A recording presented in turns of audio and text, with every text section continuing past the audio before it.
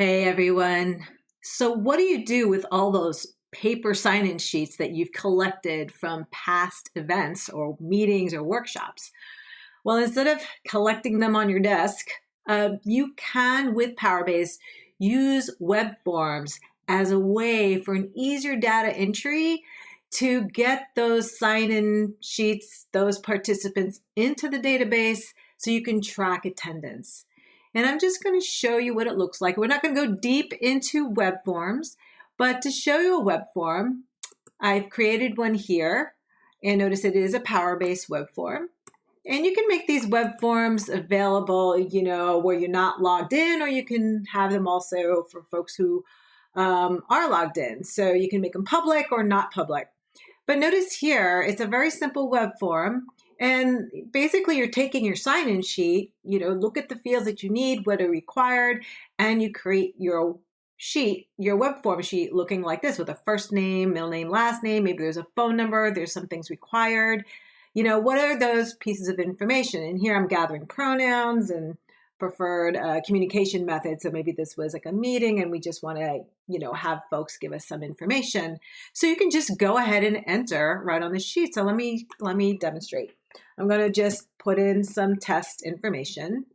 So I'm just going to put in a first name that's required, last name is required, a phone number is required. So I'm just going to put something in here.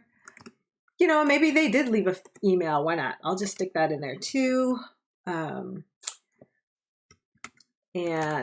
let's see. And maybe they're, they have a pronoun, have pronouns they're sharing, and they're indicating how they want to be contacted, right? And that's it. And then you just hit submit. And then you can just go down the line and click on back to the form, and then you can enter the next one.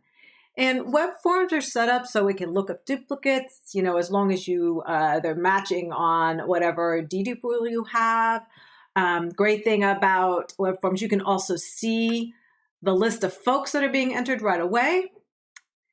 And just really quickly, you can see that you can choose the fields that you want to display. And so there's a contact area where you can display the fields you want. You can see there's the email, phone, and then I did the same thing for the registration. And on this case, so I don't have to choose the registration or what event it was. I actually just select the event that this is going to be, that folks are going to be added to right on this sheet.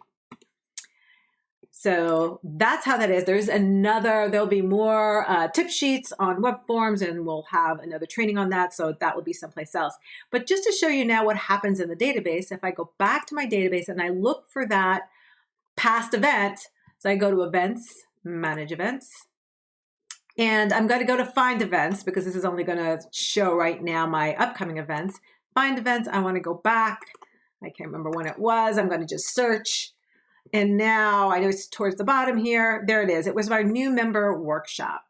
So now if I go to participants and I click on attended, registered, I can see there is Alice Test, and they're all automatically marked as attended. So web forms is a really nice way, simplified way to be able to do some data entry for things like sign-in sheets.